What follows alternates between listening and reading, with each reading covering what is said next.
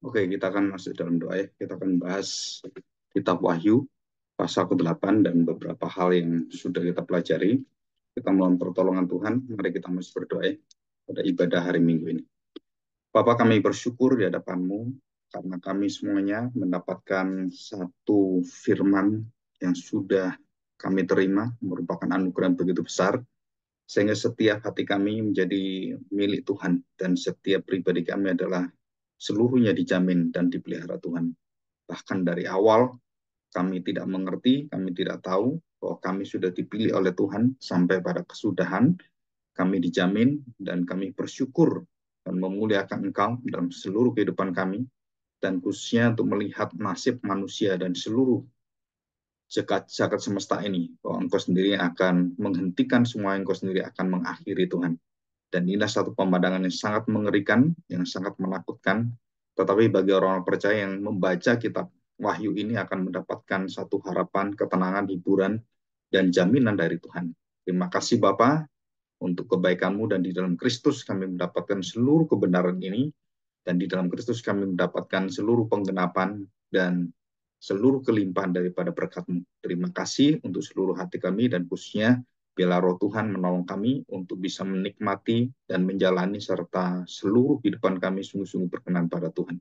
Terima kasih Bapak, di dalam nama Tuhan Yesus kami serahkan doa kami ini. Amin. Oke, kita akan masuk dalam Wahyu pasal yang ke-8 ya. Kita percaya bahwa apa yang sudah dituliskan di sini dalam pasal yang ke-8 khususnya, kita akan belajar ada 7 ya. 7 angka 7 ini khususnya di dalam 7 awal.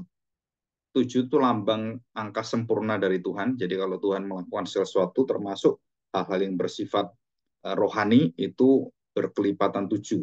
Jadi mengampuni berkelipatan 7 gitu ya. Terus kata-kata celaka juga 7. Walaupun ada di situ satu kata yang dimasukkan menjadi kata celaka yang tanda petik yang dimasukkan di dalam jadi 8. Tetapi secara utuh itu adalah 7. Dan juga ada 7 perkataan Kristus bahwa aku adalah gembala yang baik, aku adalah terang, aku adalah jalan kehidupan, dan sampai ada 7 gitu ya. Jadi ini kita belajar. Nah, di dalam kitab Wahyu, 7 itu melambangkan satu tindakan Allah, satu kekuatan Allah, sehingga kita akan belajar di dalam Wahyu pasal yang ke-7 ya, kita belajar Wahyu pasal ke-7, kita diberitahukan tentang satu pemeteraian, ada 7 meterai. Nah, sebelumnya kita belajar tentang 7 malaikat, 7 kaki dian, dan semuanya. 7 malaikat, 7 roh Allah, 7 kaki dian, dan ini semuanya angka 7. Artinya bahwa kelengkapan dari Tuhan, dan itu pekerjaan-pekerjaan Tuhan, dan semuanya berasal dari Tuhan. Termasuk malapetaka yang akan diberitakan, yang akan dicurahkan, yang akan dilemparkan kepada bumi ini dan pada manusia dan segala makhluk hidup, semua itu dilakukan oleh Tuhan. Ya, jadi bukan manusia, itu dilakukan oleh Tuhan. Jadi kegenapan ke akhir daripada dunia ini itu dilakukan oleh Tuhan. Jadi penghukuman, pengadilan, terus seluruh daripada pertanggungjawaban manusia itu dilakukan oleh Tuhan sendiri. Dan bagaimanakah itu bertahap. Jadi kita akan melihat ada 7 meterai. Nah, 7 meterai itu kalau kita perhatikan baik-baik, 7 meterai ada 1, 2, 3, 4, 5, 6, 7. Nah, 7 meterai yang ketujuh itu akan masuk ke dalam 7 meterai yang ketujuh masuk ke dalam apa? Yaitu sangkakala.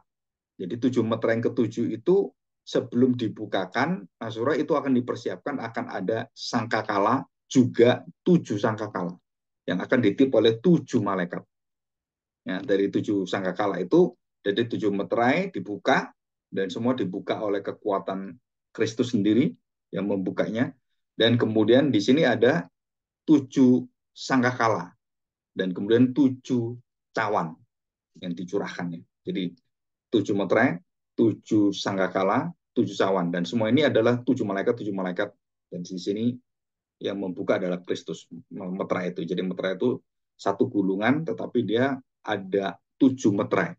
Jadi ada satu riwayat kehidupan manusia seutuhnya dari A sampai Z, dari Alfa Omega itu, dan Kristus sudah menyatakan akulah yang mengakhiri, akulah mengawali dan mengakhiri. Itu satu kehidupan, dan dia membuka meterai setiap ada peringatan-peringatan dari Tuhan itu meterainya dibuka satu persatu. Nah, surah meterai itu melambangkan satu tindakan Allah di zaman sejarah umat manusia sampai yang terakhir, tujuh meterai terakhir, dan membuka tujuh meterai terakhir ditutup dengan apa? Tujuh sangkakala. Nah, tujuh sangkakala itu juga ditutup dengan tujuh cawan. Jadi kelipatan tujuhnya itu di angka tujuhnya. Satu, dua, tiga, empat, lima, enam, tujuh. Nah, tujuhnya itu kemudian bercabang tujuh. Jadi seperti spektrum gitu kan. Jadi tujuh spektrum dan ujungnya ada tujuh. Ujungnya lagi ada tujuh. Jadi tujuh menjadi tujuh, ujung tujuh menjadi tujuh, ujung lagi menjadi tujuh. Jadi tiga kali.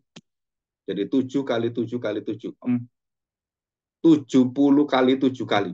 Ya, 70 kali 7 kali. Nah, kalau 7 kali, Tuhan Yesus katakan, enggak, 70 kali 7. 7 kali ya. Jadi 7 terlipatan tindakan yang sempurna dari Allah, dan kemudian 7 yang dikatakan bahwa itu harus diterima oleh manusia seutuhnya. 7 sangkakala itu. Nah, kita akan belajar yang pertama adalah di dalam Wahyu pasal ke-8. Kita sudah belajar meterai itu ya, yang sudah kita lewati. Kita belajar meterai yang ketujuh. Perhatikan meterai yang ketujuh ya. Kita akan belajar meterai ketujuh, sangkakala murka Allah ini. Ketika anak domba itu membuka meterai yang ketujuh, maka sunyi senyaplah di surga kira-kira setengah jam lamanya. Ini sudah saya jelaskan minggu yang lalu. Jadi beberapa waktu yang lalu saya jelaskan kesunyian mengandung beberapa hal yang penting, bahwa itu adalah mengandung satu kengerian, satu tindakan Allah yang menghentikan seluruhnya, dan itu tindakan yang tidak pernah diperbuat Allah sebelumnya, dan tidak seperti yang akan dia lakukan, dan seluruh apa yang ada penghuni di surga itu semua terdiam sunyi senyap, dan Allah akan melakukan tindakan yang luar biasa. Satu sisi begitu mengerikannya, satu sisi begitu mulianya Allah dan begitu indahnya pertanggungjawaban daripada seluruh kehidupan manusia yang harus menghadap Allah. Dan Allah itu adil, Allah itu kudus, dan Allah itu benar adanya, dan dia kemudian mencurahkan itu semuanya dan menutup seluruh zaman ini. Nah, surah itu dikatakan kira-kira setengah jam lamanya. Ini melambangkan beberapa dalam perjanjian lama, seperti Yesaya juga ada di dalam kitab Daniel, juga ada, juga Zakaria, mungkin beberapa kitab yang ada yang pernah saya bahas itu ada yang 1 jam, ada yang 30 menit, ada seperti Tuhan Yesus di kayu salib itu 3 jam, ya 3 jam. Jadi itu berdiam, dan semuanya matahari semua berdiam, dan semua terpukau dengan penderitaan anak manusia yang begitu mengerikan. Ya, itu semua kesunyian. Jadi ada teologi kesunyian Allah. Jadi the silence of God gitu ya. Surah the silence of God itu satu pelajaran yang penting sekali. Jadi Allah itu kalau sudah berdiam artinya bahwa dia sudah menahan semuanya. Dia sudah memberikan kesabarannya, dia sudah memberikan berkatnya, dia sudah memberikan kesempatan pada kita, dia sudah memberikan waktu yang panjang sabar, dan semua berkat-berkatnya dilimpahkan, dan kemudian para nabinya diutus, dan juga imam-imamnya, dan kemudian sistem-sistem yang ada, dan semua itu untuk membantu manusia, semua manusia berbalik. Tapi kenyataannya manusia tidak berbalik, dan manusia itu akhirnya melawan Tuhan dan tidak pernah bisa bertobat, dan itu contoh yang paling luar biasa adalah contoh daripada bangsa Israel yang diambil oleh Tuhan sejak Abraham, kemudian Ishak, Yakub 12 anaknya menjadi suku bangsa Israel, dan kemudian Musa, Yosua, sampai kemudian hakim-hakim, raja-raja, dan semuanya di dalam kehancuran semua. Ya, jadi sadar sedikit, baik sedikit, jatuh lagi dalam dosa, terus-menerus sampai akhirnya Tuhan menjanjikan ada perjanjian baru. Ya, di sini dikatakan sunyi senyap, dan itu kondisi yang luar biasa yang sudah saya jelaskan minggu lalu, nanti bisa dilihat yang videonya. Ayat yang kedua, lalu aku melihat malaikat, ketujuh malaikat yang berdiri di hadapan Allah, dan kepada mereka diberikan 7 sangkakala. Maka datanglah seorang malaikat lain, dan ia pergi berdiri dekat mezbah dengan sebuah pedupa emas, dan kepadanya diberikan banyak kemenyan untuk dipersembahkannya bersama-sama dengan orang doa, bersama-sama dengan doa semua orang kudus di atas mezbah emas di hadapan tahta itu. Maka dikatakan di sini, naiklah asap kemenyan bersama-sama dengan doa orang-orang kudus itu dari tangan malaikat itu di hadapan Allah. Lalu malaikat itu mengambil pedupaan dan mengisinya dengan api dari mezbah dan melemparkannya ke bumi. Maka meledaklah bunyi guru disertai halilintar dan gempa bumi. Saudara, ini urutannya. Dan ini bagian pertama kita sudah bahas dalam waktu yang sudah kita lewati beberapa minggu ini. Dan kita tahu bahwa apa yang dilemparkan itu berasal dari mesbah. Jadi api kemuliaan Allah, dan kemudian bersama dengan doa orang kudus menghakimi dunia, dan kemudian dalam penghakiman itu ada satu kemurka Allah dan kemarahan Allah karena dia sudah menahannya lama, dan puncak terakhir dan tidak pernah ada lagi yang bisa ditahan oleh siapapun. Jadi kalau Allah sudah mencurahkan murka di akhir zaman itu, sudah nggak ada satu orang pun yang bisa, atau makhluk malaikat siapapun yang bisa menghentikan Tuhan. Nah, saudara, kita lihat ini keempat sangkakala yang pertama ya. Kita lihat sangkakala yang pertama. Nanti kita akan melihat apa yang terjadi. Yang pertama adalah ketujuh malaikat yang memegang ketujuh sangkakala itu bersiap-siap untuk meniup sangkakala. Lalu malaikat yang pertama meniup sangkakalanya, dan terjadilah hujan es dan api bercampur darah. Nanti saya jelaskan ini ya. Dan semuanya itu dilemparkan ke bumi. Dan semua itu lempar ke bumi. Api dilempar ke bumi, bunyi guru semua. Terus ini juga sama. Hujan es dan api bercampur darah, dan semuanya itu dilemparkan ke bumi. Itu berasal dari mana? Berasal dari Allah. Ya, dilemparkan ke bumi. Berasal dari Allah. Ya. Jadi jelas ini ya.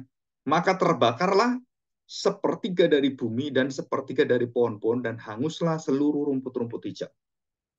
Jadi ini yang pertama. Jadi yang pertama adalah kita melihat sangkakala pertama ditiup oleh malaikat itu ada hujan es api bercampur darah. Es itu melambangkan satu pembekuan. Jadi es dan api melambangkan satu suhu suhu ya, termometer itu. Dan Saudara perhatikan yang paling dingin dan yang panas. Jadi di sini memperlihatkan kita kepada lambang apa? Kepada lambang bahwa manusia itu akan dihentikan Tuhan, seluruh apa yang ada mulai dari dingin sampai yang panas itu bisa menjadi berkat bagi kita kalau itu adalah sesuatu yang disertai oleh Tuhan. Nah, waktu penyertaan Tuhan dan kasihnya semua diambil oleh Tuhan, maka hujan es dan api ini yang bercampur darah kematian itu, sudah itu melambangkan bahwa seluruh apa yang ada yang memelihara manusia, kalau panas menjadi dingin, dingin menjadi panas, yang mengontrol semua suhu itu dihentikan oleh Tuhan. Jadi artinya bahwa itu sudah tidak lagi menjadi satu suhu yang akan memelihara kita. Jadi dingin itu ada gunanya, panas ada gunanya. Saudara, ini enggak, ini dihentikan oleh Tuhan, dan kemudian Tuhan memberikan kekuatan yang luar biasa dalam murkanya dengan apa? Dengan darah. Nah, kita masih ingat dalam tulah ya, air menjadi darah dan semuanya. Kita masih ingat bahwa itu berkaitan dengan penghukuman-penghukuman Tuhan yang berkaitan dengan darah, hujan es, hujan api, itu juga ada. Ya, belerang yang dari langit itu kita masih ingat kan? Nah, itu Saudara perhatikan, ini jauh lebih mengerikan daripada yang terjadi di bangsa Mesir, Saudara. Yang jauh lebih mengerikan daripada Sodom dan Gomora. Saudara, ini nggak pernah ada. Saudara. Dan kita akan melihat semuanya. Kita akan diperlihatkan oleh Tuhan, dan kita semua orang percaya akan dibangkitkan dan melihat ini semuanya. Dan kita begitu mengagumi dan memuliakan Tuhan dan bersyukur pada memuji Dia. Ya. Jadi kalau tadi dikatakan kita semua senyap di surga itu senyap, ya kita juga senyap. Saudara. Kita juga wah, tertegun gitu ya. Jadi bukan terpesona karena hal-hal yang baik gitu ya, tapi ini murka Allah. Wah, itu nggak terbayangkan. Nah, Saudara perhatikan, jadi pembekuan itu menyatakan bahwa apa yang dulunya menjadi sesuatu yang baik, Saudara, itu menjadi sesuatu yang akan membuat kita menjadi celaka. Api juga sama. Ya, api bisa menghangatkan, bisa untuk masak, tetapi oleh Tuhan semua api dan pembekuan itu, Saudara, itu menjadi hukuman dan dilemparkan ke bumi ini. Kemudian apa? Justru di situ dikatakan ada bercampur dengan darah. Nah, darah itu menunjukkan kematian. Jadi sepertiga yang ada di bumi, sepertiga pohon-pohon, dan hanguslah seluruh rumput hijau. Nah, surah ini adalah kita mulai lihat bahwa yang di dataran oleh Tuhan sudah akan dihanguskan, dihancurkan oleh Tuhan. Jadi hujan es, api bercampur darah itu menghantam bumi, dan dikatakan di sini yang terbakar itu sepertiga bumi, pohon-pohon terbakar, dan hanguslah seluruh rumput hijau. Jadi yang memberi makanan untuk binatang juga nggak ada. Jadi ini betul-betul kematian yang mengerikan sekali. Jadi bukan bencana alam, saudara. Ini adalah akhir dari alam.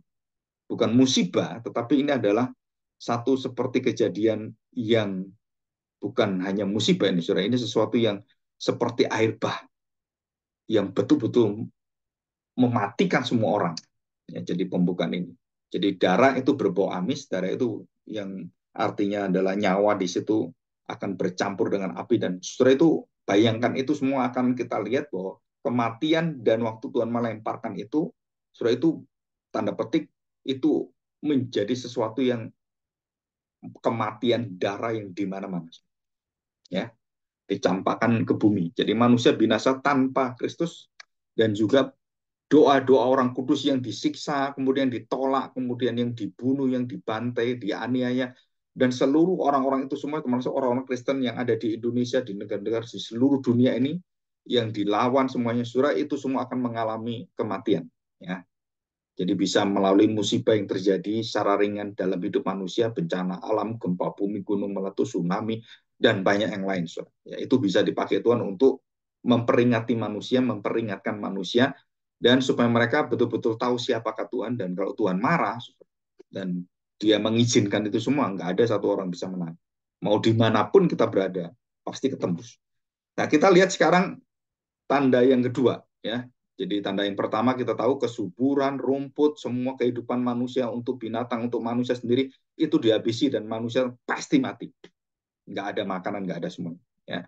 Nah sekarang kita lihat malaikat yang kedua, ayat yang ke-8. Lalu malaikat yang kedua meniup sangkakalanya, dan ada sesuatu seperti gunung besar yang menyala-nyala oleh api, dilemparkan ke dalam laut, dan sepertiga dari laut itu menjadi darah. Jadi tadi kan daratan penuh dengan darah, sekarang laut. Tadi kan sungai-sungai kan, sekarang ini lautnya dikatakan laut. Sepertiga, sepertiga daratan, sepertiga sungai, dan sepertiga semua itu penuh dengan darah.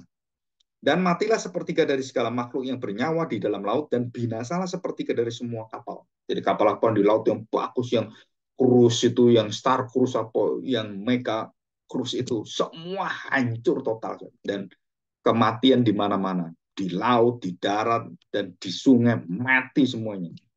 Ya, saudara, ini adalah lambang satu hukuman Tuhan yang secara akselerasinya, jadi semakin tingkatan tahapannya semakin besar, semakin luas, dan semakin total sampai semuanya dihancurkan Tuhan. Ya. Jadi dikatakan di sini gunung yang besar, dikatakan menyala-nyala oleh api, jadi gunung besar. Nah, surah itu apakah gunung itu berasal dari bumi ini gitu ya? Nah, itu semua yang melakukan Tuhan, dan dikatakan di sini meniup sangkakala ada suatu seperti gunung besar yang menyala seperti api dilemparkan dalam laut. Jadi dari bumi itu mungkin ada letusan yang besar seperti gunung api, keluarkan satu bongkahan yang besar seperti batu besar, gunung yang besar, bukan batu ya, gunung ya, dan kemudian keluar apinya dan dilemparkan dalam laut, dan sepertiga laut itu hancur. Nah, surah adanya orang membayangkan ini adalah meteor yang gede sekali, planet yang menghantam bumi. Jadi sepertiga dari laut itu akhirnya hancur dan penuh dengan darah. Semua makhluk mati semuanya, sepertiga kapal semua binasa. Nah sekarang kita lihat, saudara perhatikan, kita lihat sekarang yang ketiga. Jadi yang pertama kita lihat ya, bumi, sungai, dan kemudian kita lihat rumput-rumput. Yang kedua dikatakan laut yang dihantam oleh Tuhan, dan seluruh ada di laut mati semuanya, sepertiga semua mati. Nah saudara perhatikan, kenapa sepertiga? Karena yang 2/3 itu akan sama, akan dihancurkan Tuhan dengan cara Tuhan yang nanti ini kita baca. Ya, malaikat yang kedua, sangkakala ketiga, keempat, kelima, keenam, ketujuh, surah itu hancur semuanya. Ya. Dikatakan malaikat yang ketiga yang meniup sangkakala yang ketiga. Dikatakan di sini, dan matilah semua orang-orang tadi ya, yang ada di laut, yang kemudian kapal-kapal semuanya. Kita baca Wahyu 8 dan 10. Lalu malaikat yang ketiga meniup sangkakalanya, dan jatuhlah dari langit sebuah bintang. Nah, tadi gunung, sekarang bintang jauh lebih besar.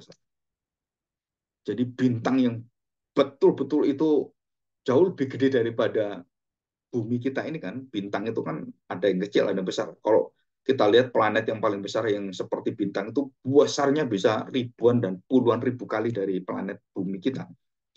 Dikatakan malaikat ketiga kemudian meniup sangkakala dan jatuhlah dari langit sebuah bintang besar menyala-nyala seperti obor dan ia menimpa sepertiga dari sungai-sungai dan mata-mata air. Nama bintang itu adalah Absintus dan sepertiga dari semua air menjadi Absintus. Absintus itu artinya pahit getir, ya. Artinya bahwa nggak bisa dimakan, itu racun sebenarnya. Dan banyak orang mati karena air itu sebab sudah menjadi pahit. Nah, absintus itu juga artinya air yang pahit. Ya.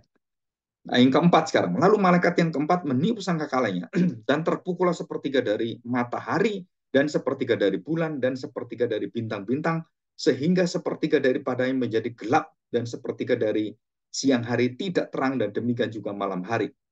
Terus ayat 18. Lalu aku melihat, aku mendengar seekor burung nasar terbang di tengah-tengah langit dan berkata dengan suara nyaring, celaka, celaka, celakalah. Oleh karena bunyi sangkakala ketika malaikat yang lain yang masih akan meniup sangkakalanya. Nah, jadi burung nasar ini datang, kemudian sudah dikatakan terbang burung nasar dan berkata dengan suara nyaring, aku mendengar seekor burung nasar terbang di tengah langit dan berkata dengan suara nyaring. Jadi burung nasarnya ini suatu lambang ya, jadi bisa berbicara. Dikatakan celaka, celaka, celakalah mereka yang diam di atas bumi dan karena bunyi sangkakala ketiga malaikat lain yang masih akan meniup sangkakalanya. Jadi ini melihatkan ini loh celaka kamu. Ini ada tiga malaikat yang akan, waduh celaka, celaka, celaka. Jadi itu merupakan akhir daripada seluruh peringatan Tuhan. Jadi 4 sangkakala pertama dan kemudian 3 sangkakala yang bagian kedua. Nah, saudara di sini ya. Ya, kita bagian pertama ini kita yang keempat. Saudara perhatikan, sepertiga matahari dan sepertiga bulan, sepertiga bintang, seluruh yang di angkasa, saudara, di angkasa ini itu juga dihancurkan Tuhan, juga akan dibinasakan Tuhan. Jadi sepertiga bintang-bintang semua yang berapa miliar itu bintang-bintang planet-planet, itu sepertiganya itu dihancurkan dan kemudian kalau kita lihat gambarnya seperti ini. Nah ini, ya gambarnya seperti ini. Dan kemudian datang ini yang seperti gunung tadi yang diangkat dan kemudian kalau bintang itu seperti ini. Nah, saudara bayangkan ini pernah ada eh, simulasinya ya dan juga animasinya. Nah, saudara waktu kena bom, baik itu bom atom, bom nuklir gitu ya. Nah, itu juga sama. Matahari itu kemudian datang terus kemudian masuk dalam bumi, menghantam bumi. Saudara itu terjadi ledakan besar sekali dan nggak kebayang. Saudara. Dan seluruh manusia melebihi dari air bah ini. Karena ada air, ada darah, ada api, seluruhnya. Saudara. Jadi Tuhan itu udah kayak orang itu kalau bahasa kita manusia itu Tuhan sudah muak dengan manusia dan manusia sudah nggak bisa lagi diberita oleh Tuhan dan Tuhan menyelesaikan semuanya, mengadili dan menghakimi, menghukum dan menghancurkan dengan murkanya. Nah, setelah itu terjadi darah semua kan, jadi seluruh yang ada semua mati dan bintang-bintang mati. Terus kemudian air menjadi absintus. Nah, setelah absintus akhirnya air itu menjadi beracun, mematikan dan semua orang yang minum air sudah nggak ada air lagi. Kehidupan nggak ada, tanaman nggak ada, binatang nggak ada, semua yang menjadi yang memproduk hidup manusia itu semua dihentikan Tuhan kemudian istilahnya dimandulkan gitu. Saudara kalau kita lihat tidak menghasilkan. Jadi Tuhan hancurkan semua. Kadang-kadang kalau saya mikir, saudara, itu sesuatu yang sangat sangat apa ya? Kalau kita lihat masa Tuhan seperti itu. Kalau kita berpikir, kenapa Tuhan menghukum seperti itu? Setelah itu sebenarnya kalau kita pikir-pikir dan kita melihat buatan Tuhan, itu sudah diceritakan oleh nabi-nabi. Bagaimana Tuhan itu akan menantikan kita dengan sabar supaya kita membuka hati kita, kita datang pada Tuhan bertobat. Tapi kenyataan manusia nggak bisa.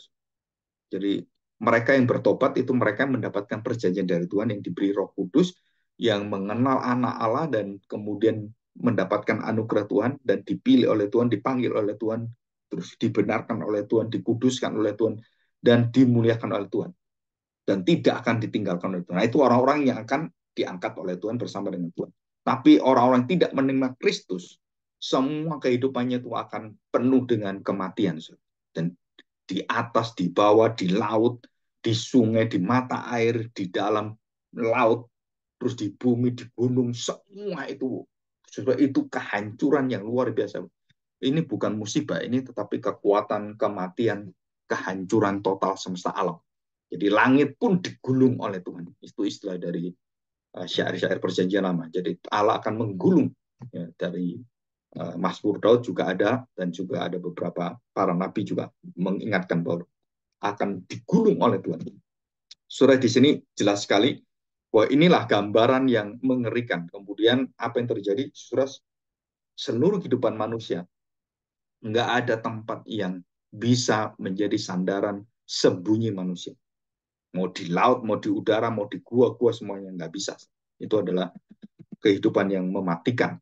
Nah, kita lihat. Jadi malaikat ketiga dan malaikat keempat, setelah itu mulai dari tanah, daratan, kemudian sungai, mata air, terus ke laut, dan laut-laut yang juga mengalirkan seluruh daripada kehidupan yang ada di laut itu berhubungan dengan sungai-sungai yang tadi itu dengan laut itu ada bedanya. Jadi sungai yang di darat, dan ini laut dan sungai-sungai yang masuk ke daratan-daratan itu juga dihentikan dan dimatikan oleh Tuhan. Seluruh airnya mematikan, pahit, dan membunuh kita. Sampai minum pun nggak bisa. Ya. Jadi ini adalah satu peristiwa akhir zaman.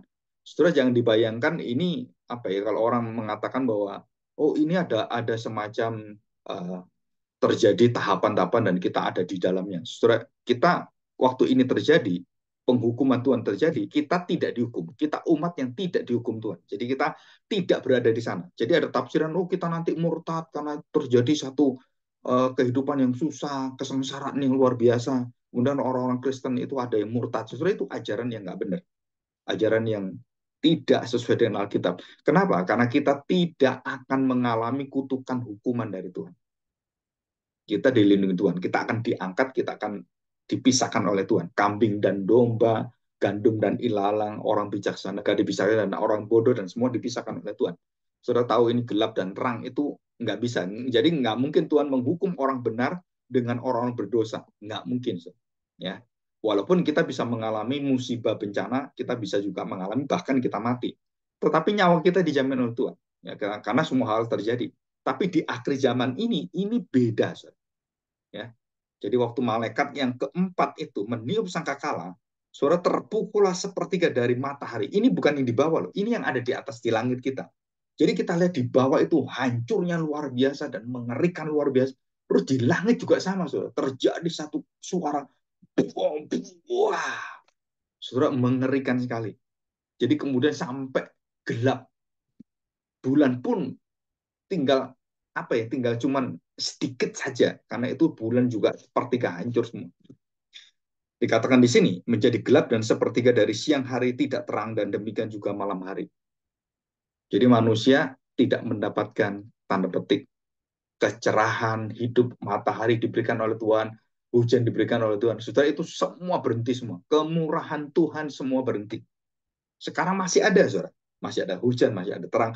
Oh, puji Tuhan, saudara. Ini adalah masa kesabaran, anugerah Tuhan, dan kesempatan bagi manusia untuk datang pada Tuhan, bertobat. Ya.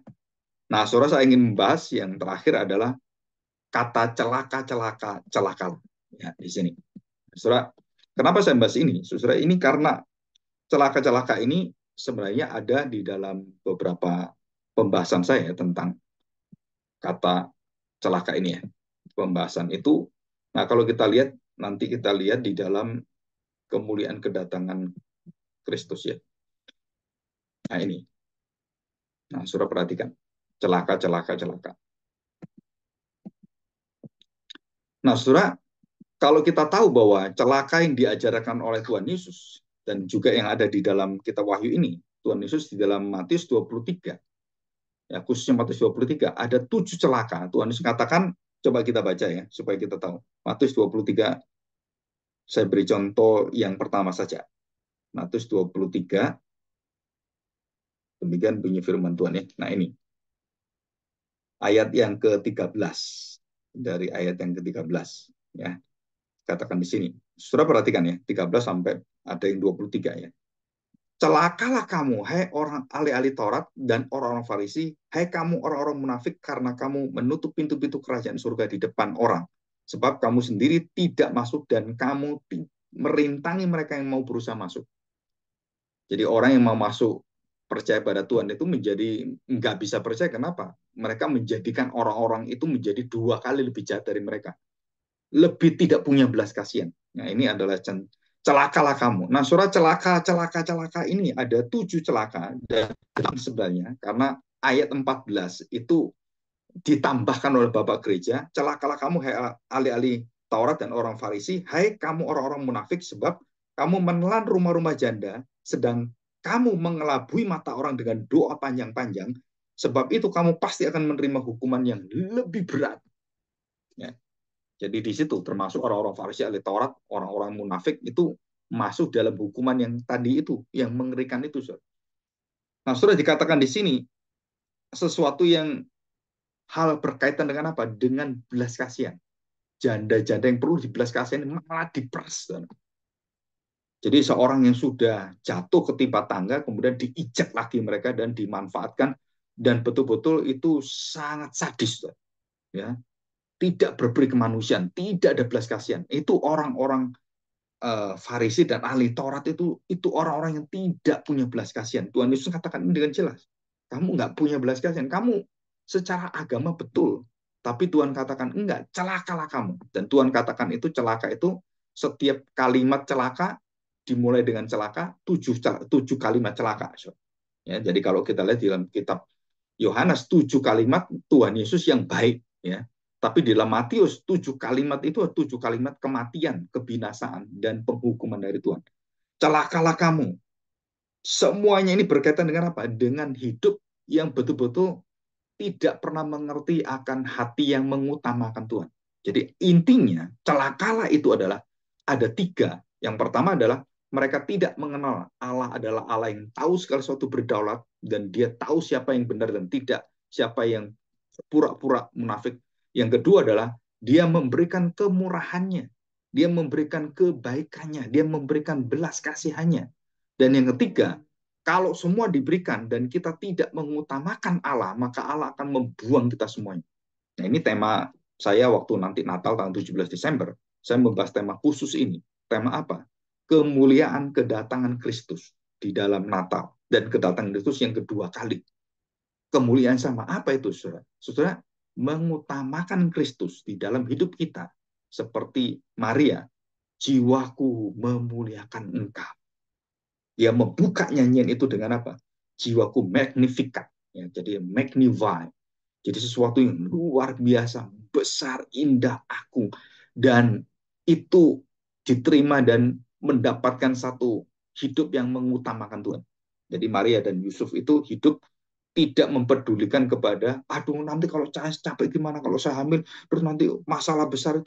Nah, saudara, itu semua terjadi dalam hidup Maria. Tetapi dia mengutamakan apa yang dia terima, dia memuliakan Tuhan, walaupun sesusah apapun, dia tetap menjalaninya. Nah, saudara, itu nanti saudara bisa dengarkan waktu saya menjelaskan di dalam hari Natal. Ya, oke, kita lihat ini. Jadi celaka-celaka itu apa? Saudara, di dalam Matius 23 itu dengan jelas dikatakan demikian. Kalau saudara bisa mengerti ini ya. Celakalah kamu, hai ahli-ahli Taurat, ahli-ahli teologi ya, ahli-ahli kitab. Dan orang-orang Farisi, seorang yang dipandang menjadi orang yang rohaninya luar biasa. Bahkan itu orang-orang itu sebenarnya orang-orang Lewi yang sudah terpilih, imam yang sudah terpilih. Hai kamu orang-orang munafik, sebab persepuluhan dari selasi, adas manis dan jintan kamu bayar. Mereka mereka itu orang yang taat tuh, Ustaz. Secara agama mereka taat, ritual taat, secara tradisi mereka luar biasa, dan hukum-hukum Taurat itu mereka lakukan tanda petik dengan munafik. Sepertinya benar, tapi dalamnya itu nggak benar. Dan kita menjadi orang Kristen seperti ini, saudara, kita akan dibinasakan Tuhan. Dikatakan ayat ini, saudara. Tetapi yang terpenting dari hukum Taurat, kamu abaikan. Yang terpenting adalah hukum. Apa itu yang terpenting dari hukum Taurat? Yang paling utama, saudara perhatikan ini. Keadilan, belas kasihan, kesetiaan. Keadilan, belas kasihan, kesetiaan. Nah, di dalam bahasa perjanjian lama, so itu chesed, emet, dan kemudian rahamim gitu ya, rahim dari rahamim. Terus ini adalah 3 kalimat yang ada dalam perjanjian lama. Kemudian Tuhan Yesus ringkas tentang kasih Allah di dalam seluruh tindakan Allah, chesed, emet, dan rahim. Jadi di sini kita melihat bahwa ada Torah, ada hukum Taurat yang utama, tetapi mereka tidak menjalankan hukum Taurat, itu mereka abaikan. Apa yang mereka abaikan? Saudara, bukan ritualnya, tetapi keadilan, belas kasihan, kesetiaan Allah. Saudara, jadi tiga kekuatan pilar kerajaan Allah ini itu merupakan pilar daripada seluruh hidup manusia dan ibadah kita, persembahan kita, kemudian ritual kita, surah ini. Kalau tidak ada ini, surah melakukan sesuatu hal yang tidak pernah dilihat Tuhan dan tidak pernah berkenan pada Tuhan. Saya beri contoh, ya. Lukas memperhatikan kita tentang hal ini, memberikan perumpamaan. Orang Samaria baik hati. Yang datang itu imam dan juga orang Lewi.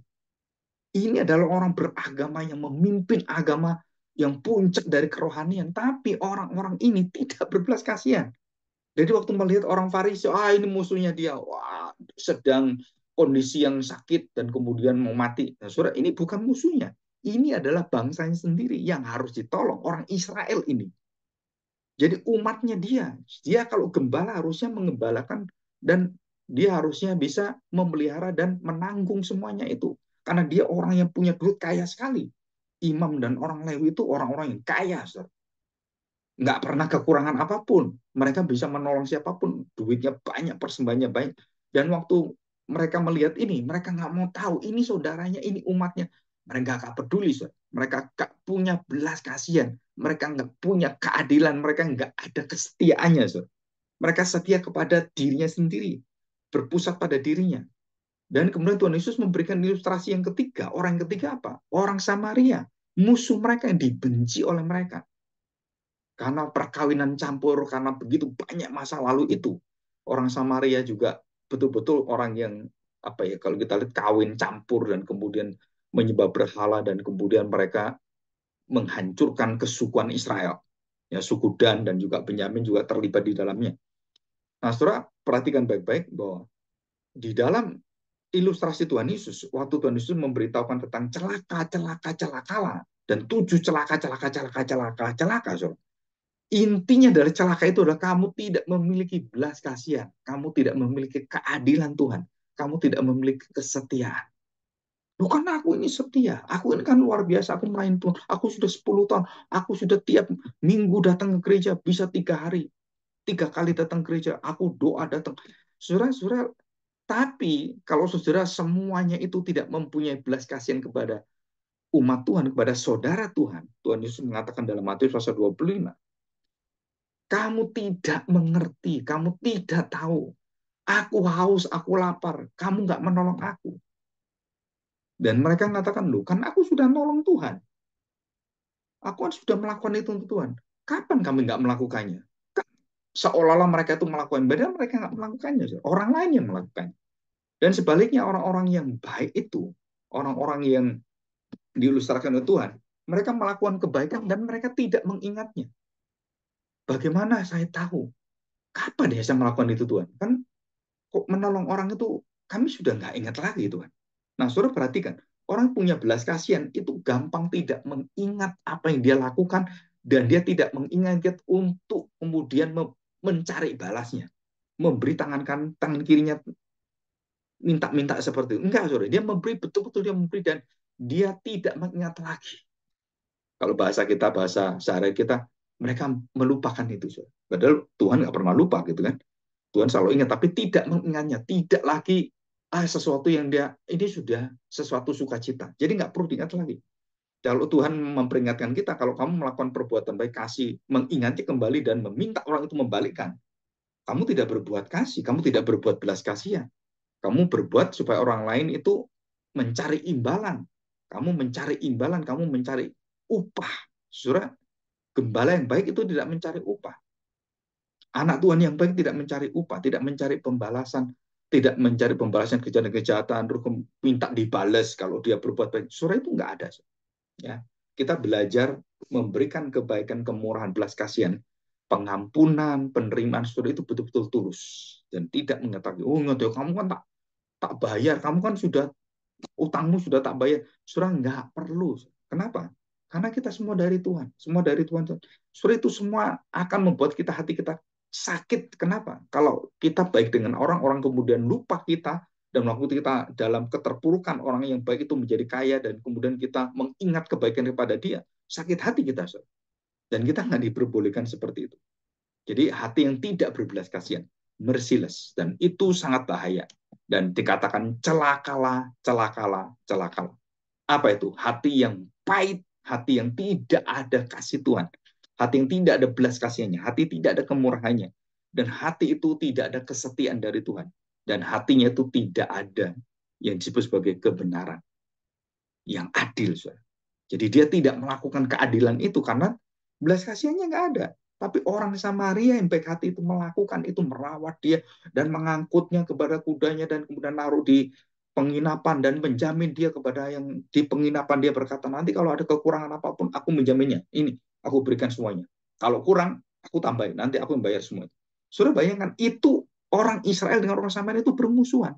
Tapi orang Samaria yang dimusuh ini, yang menjadi musuhnya yang harusnya tidak boleh menolong itu, dia akhirnya menolong.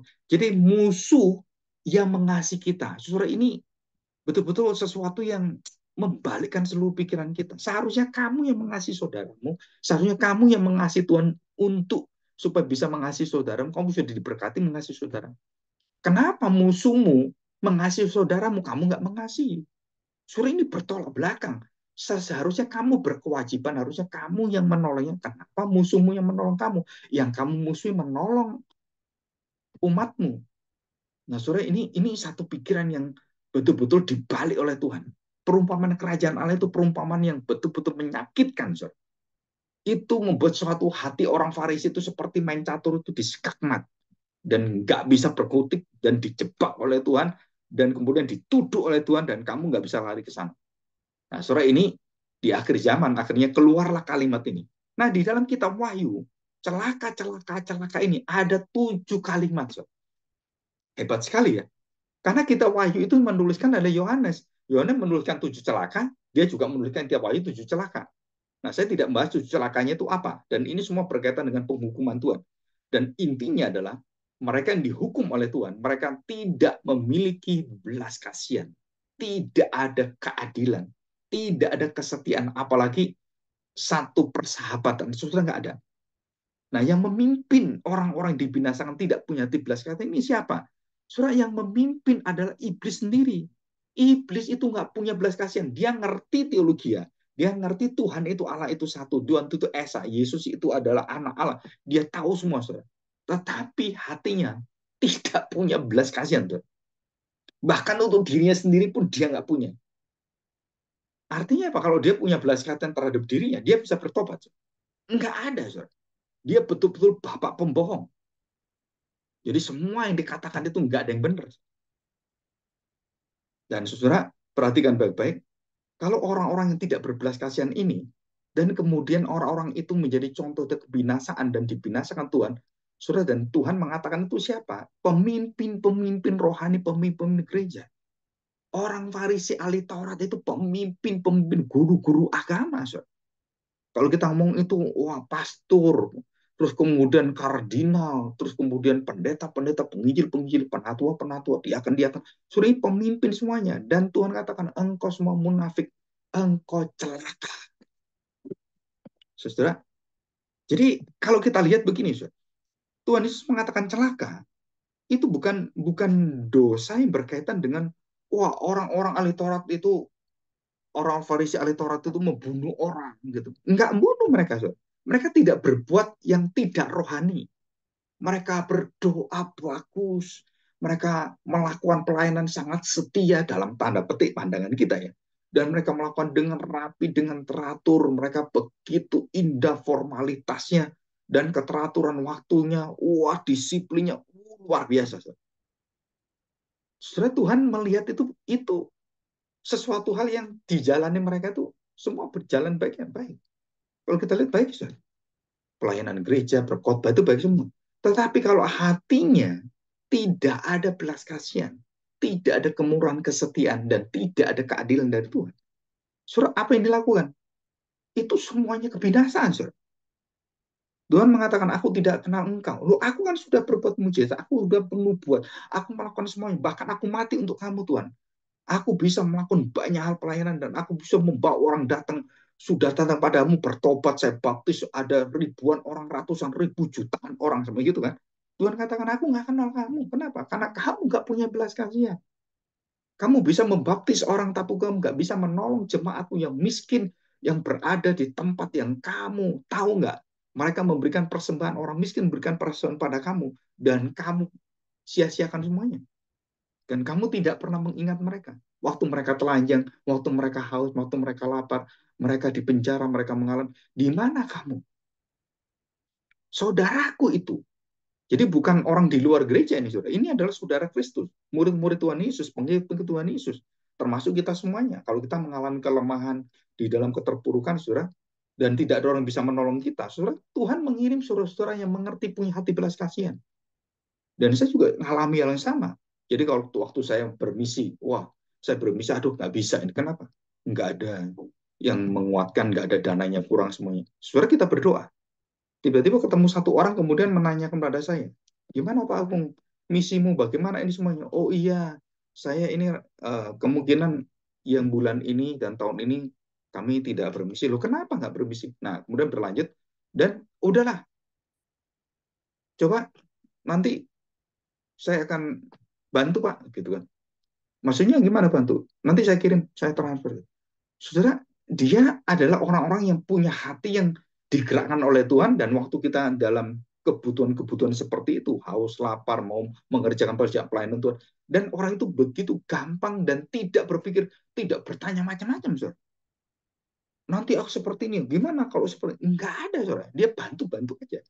Dia percaya kepada pekerjaan, dia percaya kepada hamba-hamba yang mengerjakan, dan dia serahkan semuanya. Udah selesai. Nah, saudara, itu sama. Dan kita mengalami satu kehidupan yang betul-betul penuh dengan kemurahan Allah sekarang ini. Tapi nanti di akhir zaman, saudara, kita akan melihat wajah-wajah orang-orang yang tidak pernah punya belas kasihan, kemurahan. Dan jangan sampai, saudara, itu terjadi dengan kita. Celaka, celaka, celaka. Ya, dan ini peringatan. Jadi sebelum sangkakala 567 ditiupkan, dan kemudian cawan itu dicurahkan, saudara. Saudara, apa yang terjadi? Jadi burung nasar itu, lambang kematian itu berkata celaka, celaka, celaka.